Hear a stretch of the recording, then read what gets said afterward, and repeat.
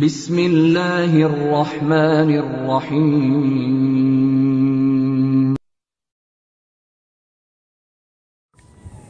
ওয়ালাইকুম আসসালাম রহমতুল্লাহি ওয়া বারাকাতুহু। এক ভাই প্রশ্ন করেছে যে সে বেটার মুসলমানি দেবে, মানে বেটার খাতনা করবে, তার জন্য অনুষ্ঠান করবে। অনুষ্ঠানে বিভিন্ন মানুষজন এসে টাকা পয়সা দেবে, সে টাকা পয়সা নেওয়া জায়েজ না জায়েজ নয়? তো ভাই কথা প্রশ্ন করলো না যে অনুষ্ঠান করা জায়েজ না জায়েজ নয়। ভাই একটা ছেলের আপনি মুসলমানি দিবেন, আপনার ছেলের বাচ্চার ওই চামড়াটা কাটবেন, ডগটা, তার জন্য কি আপনাকে অনুষ্ঠান করতে হবে? কিসের অনুষ্ঠান এগুলো? কোনো অনুষ্ঠান নেই।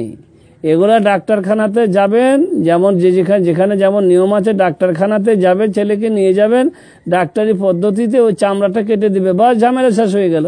এর জন্য অনুষ্ঠান কিসে আছে? এখানে ওকে মুসলমানি করবেন, মানে ও কাফের হয়েছে নাকি দুনিয়াতে যে ওকে মুসলমানি করবেন? প্রত্যেক শিশু দুনিয়াতে মুসলমান হয়ে আসে, অতএব তাকে মুসলমান করার দরকার নেই। তার ওই বাচ্চার চামড়াটা কাটার জন্য আপনাকে কোনো অনুষ্ঠান করতে হবে না, এমন অনুষ্ঠান করা জায়েজ নয়। অতএব অনুষ্ঠানই যখন জায়েজ নয়, তখন সেই অনুষ্ঠানে পয়সা পাতি অমুক তুমি সেগুলো কেমন করে জায়েজ হবে? তো এসব কাজ আমাদের হিন্দুয়ানা প্রথা বলে এই ধরনের হিন্দুদের মতন অনেক প্রথা আমাদের সমাজে ঢুকেছে। এগুলা হিন্দুদের মতন প্রথা আর কি। মুসলমান দেবো, তার জন্য ধুমধাম করব, অনুষ্ঠান করব, এগুলা কোনোটাই ঠিক নয়। এগুলো অপচয়, এগুলো অপচয় হয়, এগুলো কিচ্ছু করবেন না। বাস ডাক্তারি পদ্ধতিতে বাচ্চার ওই চামড়াটা কাটতে হয়, কারণ ওটা কাটা ভালো, উপকারী জিনিস স্বাস্থ্যের জন্য, সেই হিসাবে ওটা কেটে নেবেন বাস।